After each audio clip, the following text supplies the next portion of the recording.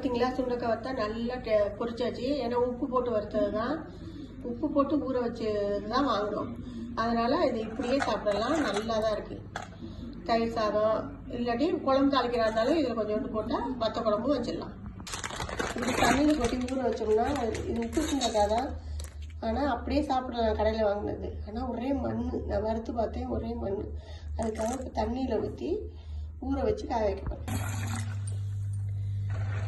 இது உப்பு சுண்டக்காய் தான், அதிகமாக உப்பு ஓவராக இருக்குது, மண்ணும் ஓவராக இருக்குது. அதனால இப்படி தண்ணியில் போட்டு ஒரு மணி நேரம் ஊறிச்சுன்னு வச்சுக்கோங்க. வெயில் வரும்போது வடிகட்டி ஒரு 4 தண்ணி ஊற்றி கலந்துன்னா அதில் வந்து மண்ணெல்லாம் ஓரளவு போகுது. ஒரு 5 நாள் நான் மூடி போட்டு காய வச்சதுனால அடிக்கிற வெயிலுக்கு 5 நாள் காய வச்சிருக்கேன்.